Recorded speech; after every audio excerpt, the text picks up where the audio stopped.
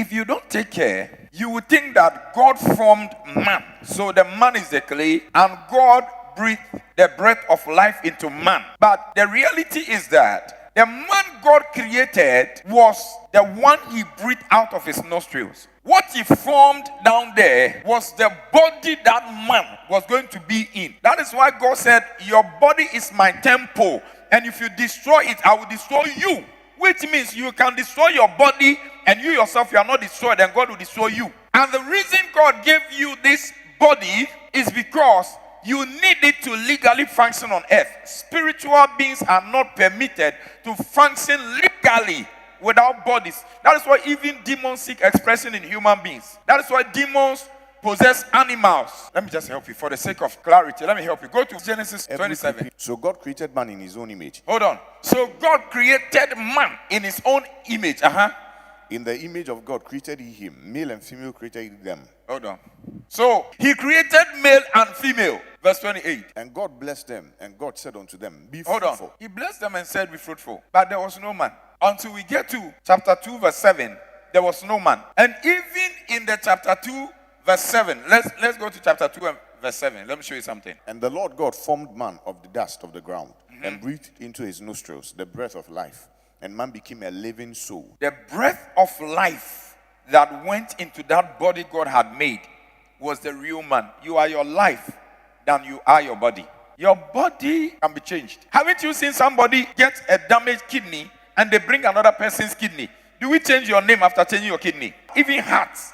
They can change your heart and they will not change your name. So you are your life than your body. There are people walking on a leg that is not theirs, eyes that are not theirs. So you are not your body. That is why man will die, the body will perish, fire can burn the body, but still on the judgment day, God will judge man. When God made man, man was the spirit, and God formed the body for man. And when he breathed the man he had made from him into that body, which was going to be the container of man, then he said man became a living soul. Why was the body important? Because man, you see, that's why we call it mankind. I told you it's the mankind of God. God was ruling in heaven.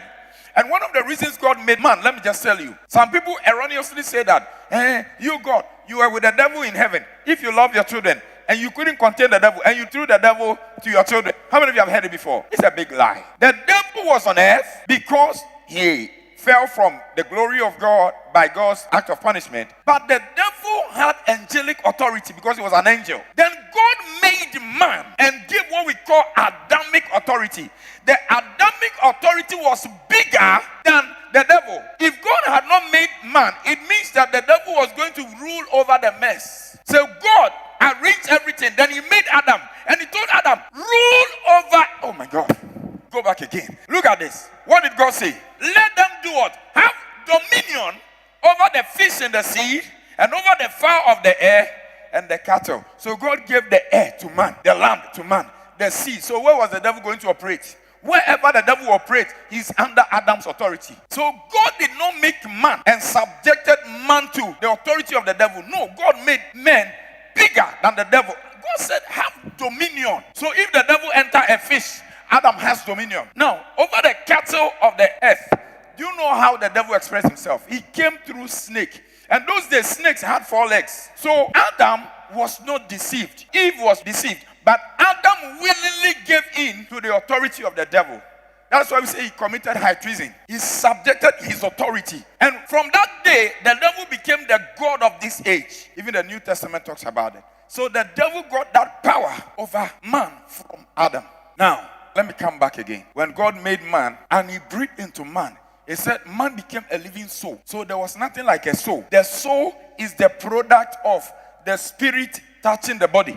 So the soul is always in between your spirit and your body. I'm just trying to show you who you are. This will help you to be successful in 2026. Your spirit is you. Your body is your garment.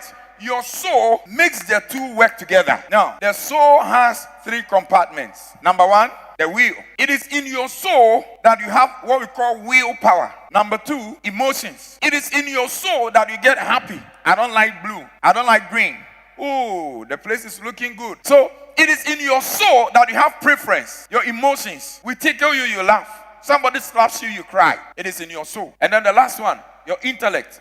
your ability to know. Your intellectual capacity is a compartment in your soul. Why are these important? Your soul, because it is in between your spirit and your body, it helps you to control your body. That is why all the 5 senses are connected to the soul. Your ability to taste, this is nice. Your ability to smell, your ability to see, your ability to feel a touch, and your ability to hear. These are the gateways to your soul. They also play a role in the spirit, of course. And your body is the physical part of you. Now, your spirit cannot be seen, your soul cannot be seen, but your body can be seen. That is why it is with the body you relate with this physical earth.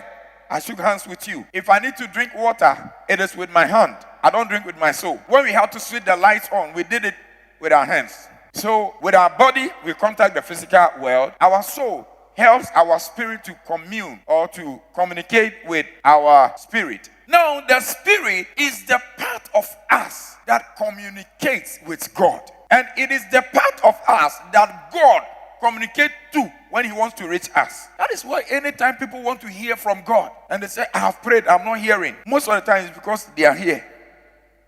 They are trying to use this. We don't hear God with this. When we come and we are prophesying and we say, thou sayest the Lord, it's not with this. There is another ear on the inside. There's a bigger and a more sensitive ear. Let me ask you a question. If I put sugar here and I drop some on your hand, will you feel how sugary the water is? Unless it touches your tongue, you will not know how sugary it is. It takes the tongue to taste. In the same way, it takes the spirit of man to hear from God.